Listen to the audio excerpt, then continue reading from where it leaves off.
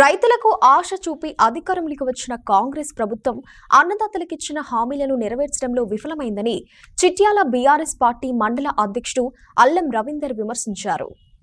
ప్రభుత్వం రైతులకిచ్చిన మాటను నిలబెట్టుకోవాలని డిమాండ్ చేస్తూ కేసీఆర్ ఇచ్చిన పిలుపు మేరకు చిట్యాల మండల కేంద్రంలో మండల పార్టీ అధ్యక్షుడు అల్లం రవీందర్ ఆధ్వర్యంలో బారాస నాయకులు ధర్నా నిర్వహించారు. ప్రజలకిచ్చిన హామీలను ప్రభుత్వం వెంటనే అమలు చేయాలన్నారు. ఈ కార్యక్రమంలో కుంభం క్రాంతికుమార్ రెడ్డి, చింతల రమేష్, బైరం భద్రయ్య, చింతల రమేష్ తదితరులు పాల్గొన్నారు. ప్రెసిడెంట్ కేటీఆర్ గారి ఆదేశాల మేరకు ఈరోజు నిరసన కార్యక్రమం చేయడం జరుగుతున్నది.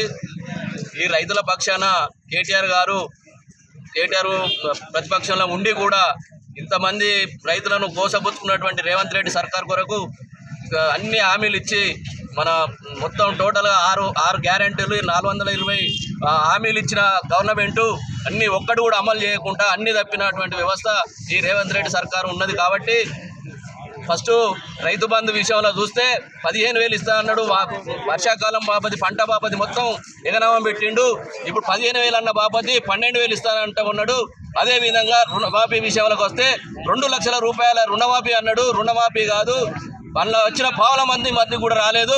34,000 కోట్ల రూపాయల రుణమాఫీ చేస్తానన్న బాపతోడు 17,000 రూపాయల రుణమాఫీని మాత్రమే చేసిండు. మిగతా డబ్బులు ఎటు పోయినది, ఎక్కడ పోయినాయి అన్నది అర్థం కాకుండా పోయినది. ఇన్ని పథకాలు చేసుకుంటూ ఇన్ని పథకాలు ఇచ్చుకుంటామని ప్రోగస్ మాటలు చెప్పి గద్దెనెక్కిన రేవంత్ రెడ్డి గారు ఈ అన్ని హామీలు అమలు చేయాలని మేము ఈ సభాముఖంగా కోరుతా ఉన్నాం. ఈ హామీలు నెరవేర్చేదాకా ఈ బీఆర్ఎస్ పార్టీ మేమందరం కలిసి ఈ రైతుల పక్షాన నిలబడి రైతులకు న్యాయం చేసేంత వరకు పోరాడతామని ఈ సభాముఖంగా తెలియజేస్తున్నాం.